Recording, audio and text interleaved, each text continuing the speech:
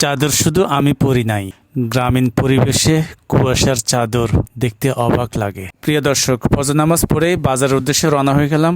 Fresh মাছ এবং সবজি দেখব। মাছ, সবজি, এর আধুনিকতা, এর টেস্ট খুঁজে পেতে হরেক রকমের মাছ এই সকালবেলা বিক্রির জন্য।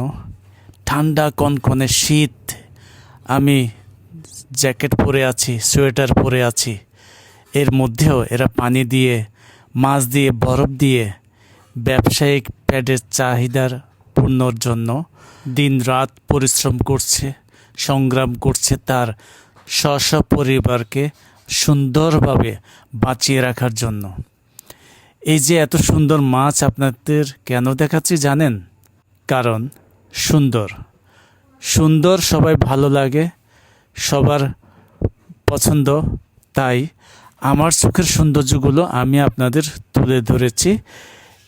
চলতে চলতে চলে আসলাম বাজারের আড়তের অবস্থা। সকালবেলা ভোর 5:30।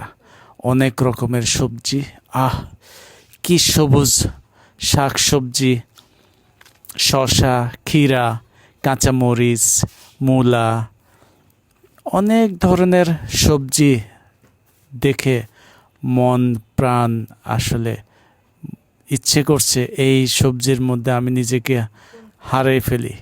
যারা নিয়মিত দেখে তাদের জন্য কিছুই না, কিন্তু আমার জন্য হঠাৎ বৃষ্টি। অর্থাৎ গ্রামীণ থেকে শহরের পরিবেশে বেঁচে থাকার তাগিদে সংগ্রাম করছি বছরের পর বছর।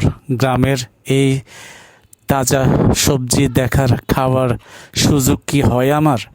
তাই কি সুন্দর ফুলকপি, শাক সবজি, শসা, এরপর আছে লেবু, কাগজি, অনেক ধরনের।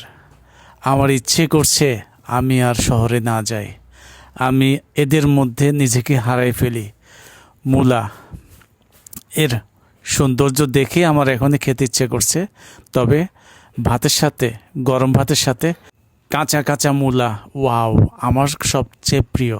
আপনার প্রিয় কিনা সেটা আপনি কমেন্টস বক্সে জানাবেন। এইমাত্র পেড়ে আনা পেঁপে, এখনও ক্ষীর বোঝে গায়ে। ওয়াও, এই যে শিম, তারপর লাউ দেখা যাচ্ছে, কি তাজা। গ্রামীণ ভাষায় বলা হয় একে ক্ষীরা। গানের কথাই যদি বলি, আজ মন চেয়েছে আমি হারিয়ে যাব এই গ্রামীণ পরিবেশের সাথে। তাই উপলব্ধি করছি, তাই সাথে কিছু নিয়েও নিলাম।